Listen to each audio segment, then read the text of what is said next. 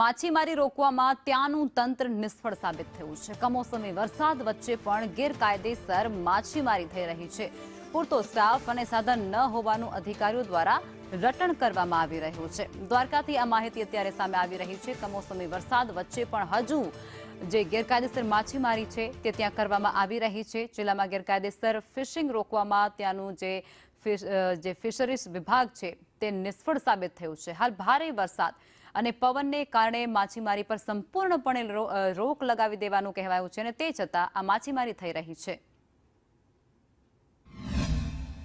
ખાસ કરીને દેવભૂમિ જિલ્લામાં જે ફિશરીઝ ડિપાર્ટમેન્ટ છે ગાંધીનગરનું, તેમનો એક પરિપત્ર છે અને આ પરિપત્ર મુજબ જે માછીમારી ભાઈઓ છે તેમને દરિયો ન ખેડવાની સૂચના, અને જે પણ જો કોઈ દરિયાની અંદર માછીમારી કરવા જશે તો તેમને કાયદેસરની દંડાત્મક કાર્યવાહી કરવાનો પણ એક પરિપત્ર જે તંત્ર દ્વારા બહાર પાડવામાં આવ્યો હતો। અને હાલમાં જે દ્વારકાના દરિયામાં છેલ્લા અંદાજિત 3 થી 4 દિવસ ત્યાં 2 રોકટોક માછીમારી થઈ રહી છે। કહી શકાય કે ક્યાંક ને ક્યાંક જે ફિશરીઝ ડિપાર્ટમેન્ટ છે તે ઊંઘમાં સૂતું હોય ને તેમના જવાબદાર અધિકારીઓને ફોનથી જે વાત કરવામાં આવે છે મીડિયા સમક્ષ, ત્યારે મીડિયા દ્વારા તેમને વાત કરતા તેમણે કીધું કે ભાઈ અમારા આગળ કોઈ વિકલ્પ નથી, અંદર જવાનો કોઈ વ્યવસ્થા નથી।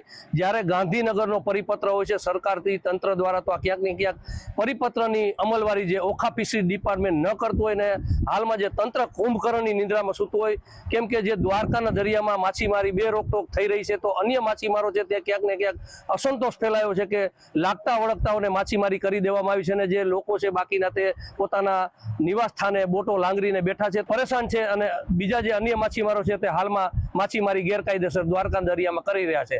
અનિલ